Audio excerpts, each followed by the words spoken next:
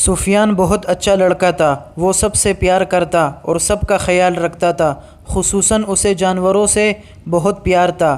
جتنا اسے جانوروں سے پیار تھا اتنا ہی اس کی دادی جانوروں سے نفرت کرتی تھی۔ ایک دن سفیان کہیں سے ایک بہت پیاری بلی لے آیا۔ اس کی دادی نے بہت شور مچایا لیکن سفیان نے ان کی ایک نہ سنی اور بلی کو اپنے گھر میں رکھ لیا۔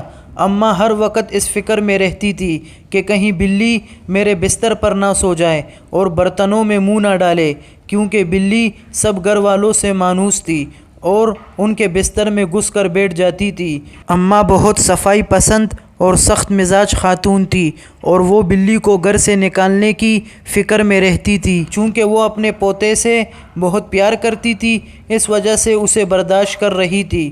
پھر ایسا ہوا کہ بلی کچھ دنوں کے لیے غائب ہو گئی اور کہیں دکھائی نہیں دی، تو اماں نے شکر ادا کیا کہ اس مصیبت سے تو چھٹکارا حاصل ہوا۔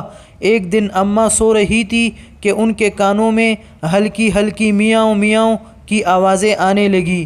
اماں فوراً اٹھ کے بیٹھ گئی اور ارد گرد نظریں دوڑانے لگی۔ جب سارے کمرے کو متلاشی نظروں سے دیکھا تو اسے ایک کونے میں بلی اپنے دو ننھے منھے بچوں کے ساتھ بیٹھی ہوئی نظر آئی۔ اماں انہیں دیکھ کر آگ بگولا ہو گئی۔ ایک بلی کو تو برداشت کیا تھا، اب یہ دو اور مصیبتیں بھی نازل ہو گئی۔ اب تو میں انہیں ایک دن کے لیے بھی گھر میں برداشت نہیں کروں گی۔ اماں نے ڈنڈا اٹھایا اور بلی کو مارنے لگی۔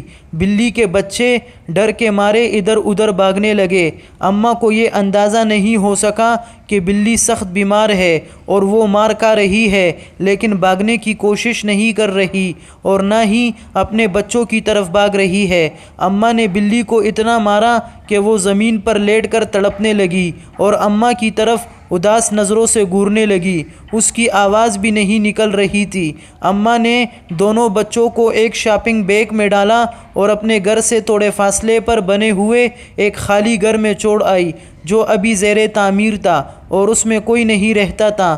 بلی کو سخت بخار تھا، اسے اپنے بچوں کا کچھ ہوش نہیں تھا۔ جب 2-3 دن کے بعد اس کی طبیعت کچھ بہتر ہوئی تو اسے اپنے بچوں کی یاد ستائی، تو وہ سارے گھر میں بچوں کو تلاش کرنے لگی۔ باہر گلی میں جا کر بچوں کو ڈھونڈا لیکن بچے کہیں نہ ملے۔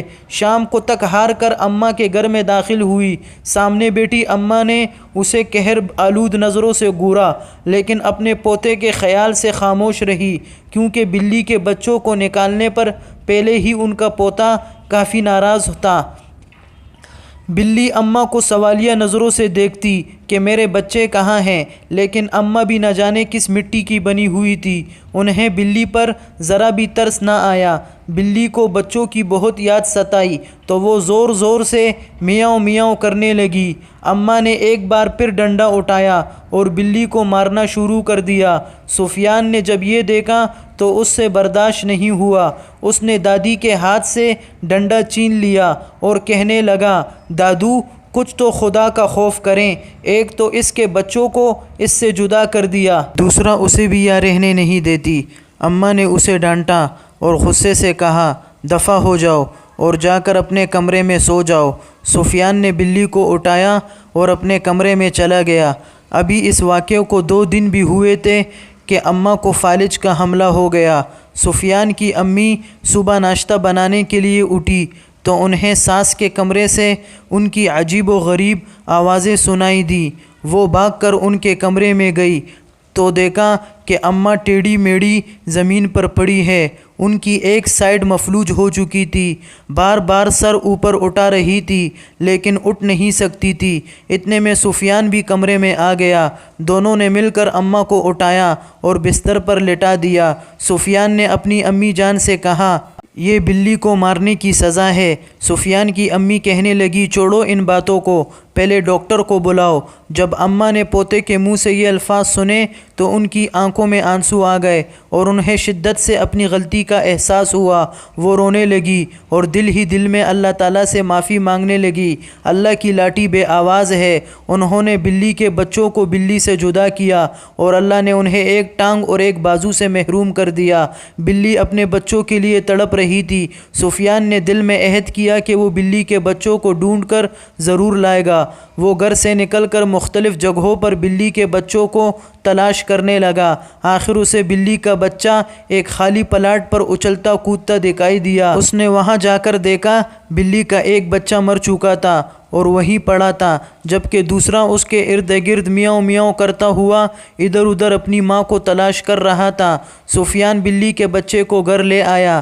جیسے ہی بلی نے اپنے بچے کو دیکھا تو زور زور سے میاؤں میاؤں کرنے لگی اور اپنے بچے کو چومنے لگی اور اپنی محبت کا اظہار کرنے لگی۔ اماں نے دل سے توبہ کر لی تھی کہ اللہ میاں مجھے معاف کر دے، تو میں کبھی کسی کے بچوں کو اس کی ماں سے جدا نہیں کروں گی۔